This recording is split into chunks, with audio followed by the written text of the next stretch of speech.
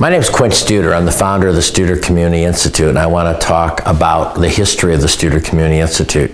Like many things, people sometimes start before they have that name. We actually began almost 10 years ago, maybe 11 years ago now, with something called Better Pensacola Forum. At the time, I was traveling the country, and I was really concerned about Pensacola. I was concerned about maybe the lack of civic conversations. I was concerned about the fact that we seemed to have lower paying jobs. I was concerned about the fact that it seemed like we were losing talent. And I was also concerned about the fact that it seemed like we didn't have any real objective measurement, that it was everybody's opinion, because just what I told you was subjective, it could be wrong. So we started Better Pensacola Forum. I asked a fellow I'd worked at the Baptist Healthcare if he could help me. His name was Jerry Maygarden. And we basically started out measurement, almost in measurement. And our first measurement with the Mason-Dixon Company, we brought them in to do a quality of life survey. Some people don't know this, but our quality of life survey was actually showed that people in our area were probably more unhappy with quality of life than almost any place they'd ever surveyed. But we didn't want to tell people that because they'd be so despondent. So we said, here's our baseline. Now, we did that for a couple of years, and that's really what we basically focused on. We'd do the survey, we'd release the survey, and we were hoping there'd be a lot of energy. There's a lot of people saying, oh yes, but in reality, like a lot of surveys, the first thing that happened when the survey came out and the results weren't that good is people just questioned the survey.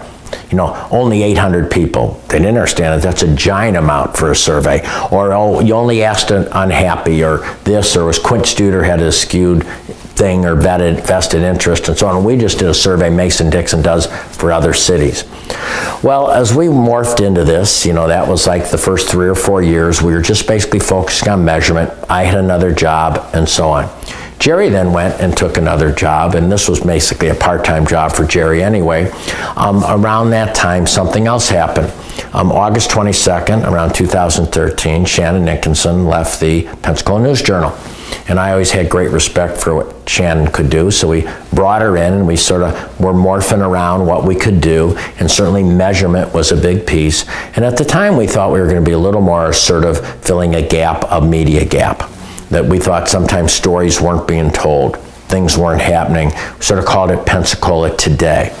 Now, again, things change. We did a dashboard, and our dashboard showed a number of things. That's morphed into Studer Community Institute, and sort of moves along and does the journey. And when the News Journal, we felt, really beefed up their neighborhood and local reporting, we wanted to go back to where our roots were. And our roots were really always about improving the quality of life. That's what Better Pensacola Forum was, and that's what the Studer Community Institute is. So really around 2013, 2014, we started getting our legs under us, and we did our dashboard, and along with, again, we took the Mason-Dixon survey. Rishi and I still fund it, but it's run by Pensacola Young Professionals, and we think that's the perfect group to sort of manage this, but we do have a dashboard. So with our dashboard, we've uncovered some things, and here's our main focuses now at the Studer Community Institute. They go into 3 areas. One is civic engagement. As you can see through our civic conversations, our Center for Civic Engagement, we think it's vital for the community to know what's going on, not only here, but around the country. We want to make sure we get the expertise. So what is safety? What is a clean environment? How do we create the right infrastructure? How do we give everybody, every neighborhood, a say-so? So us, along with the Pensacola News-Journal, partner in something called Civic Conversations. It's gone so well, the response has been so good, that we now have the Center for Civic Engagement, which is part of Studer Community Institute.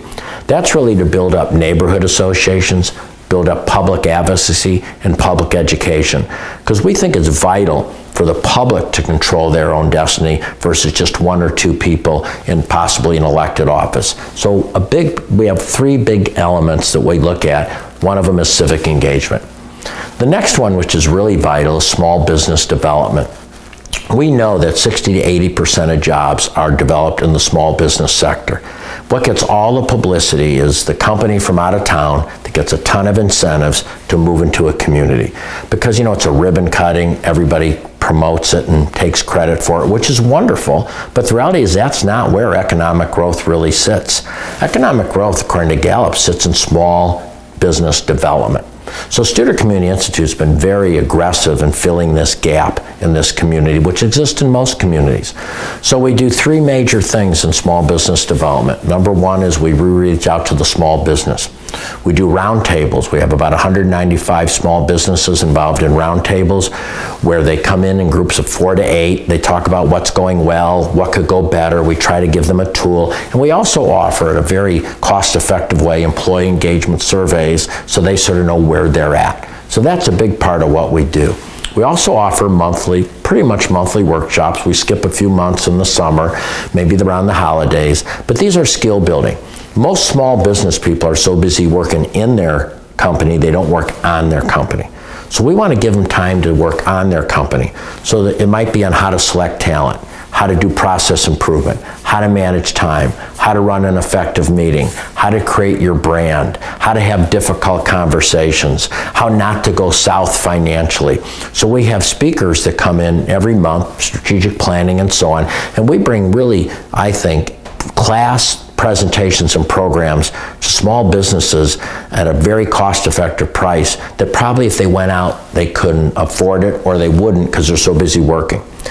Now, we know out of those 195, almost every one of them that employs, many more than that. I bet you we've created over 300 to 400 jobs doing this. They don't get the ribbon cutting, they don't get the fanfare, they don't get the incentive, but it's really the lifeblood of the community is small business development. The other component of our small business part of Student Community Institute is our yearly EntreCon, Entrepreneurship and Continuous Improvement. We started this a couple years ago, and it started with like 122 people. We have some keynote speakers, and then we have breakouts. Now we're up to 450 people. This is a real important part of SCI, and everything I've talked about needs volunteers. From civic conversations to our small business, we all need volunteers. By the way, Student Community Institute, I don't get a salary. We take no money out of it. Every dollar goes back in, and most every dollar goes to direct services, whether it's small business, civic conversations, or early brain development.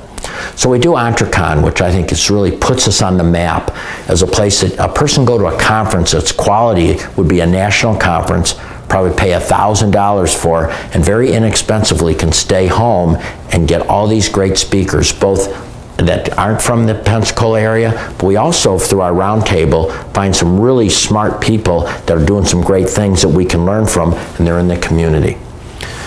The third element of Student Community Institute is the one that I think is probably the long-term most vital, because we have these other two are more short-term. This is the long-term. If you've been in Pensacola or Escambia County, Santa Rosa County, particularly Escambia County for any length of time, it's no secret we have a lot of poverty. We just got the latest statistics for kindergarten readiness. Only 47% of our children are ready for kindergarten. That makes us out of the 17 largest counties in Florida, we have the least amount of children ready for kindergarten. Now, if a child's not ready for kindergarten, they probably won't graduate from high school. Now, if a male doesn't graduate from high school, there's about a 60% chance he'll end up in jail at some time in his life. A female, 70% will have a child by the time they're 18.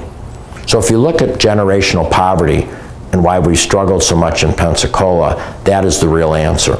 Yeah, and we must treat symptoms. Symptoms are we must have dropout programs to try to prevent people from dropping out. We've got to do everything we can to do skill building. Sir, we've got to do 4th grade math, 3rd grade reading. We need to do everything we can to get children into voluntary pre-kindergarten, but all of that will be for naught if we don't do something before that. See, 85% of the brain, according to medical research, is developed by the time a child is age 3. And it's based on how many words they hear. It's called 30 million words. So we have partnered over the years with the University of Chicago to become America's first early learning city. And what that means is really working with our moms and dads right from the birth. In fact, we'd like to do it before birth, but we know we can catch them at birth.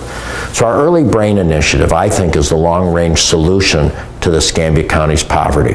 The best time to plant a tree is 20 years ago, but the second best time is today, and that's what we're doing. So let me walk through some of the things we're doing in early brain development. We're doing some work with LENAs. LENAs are devices that go on a child, and you can track how many words they're hearing. So we're working with a number of child care centers to look at LENAs to make sure that when a child is in child care, they're getting the verbal communication they need to build that brain. Because what happens is when a child hears a word, it hits a neutron. That neutron hits another neutron, and you actually build the brain. Again, this isn't based on where you live, it's based on how much you're talked to. Now, children that are born in a poverty area, low income area, hear about 20 to 30 less words than other children. It's not because moms don't love them, it's because moms sometimes don't understand the power they have, and that's what we're trying to do. So we want to give them the child care centers. We also want to work with those that go into the homes. About 1,000 children every year get visited by some entity in our area, checking out on certain things from nutrition and so on. We want to talk to them about how to talk to the mom or the grandparent or the dad who's ever raising the child about the value of talking and conversing with their child. Another element of our program is going into various housing complexes.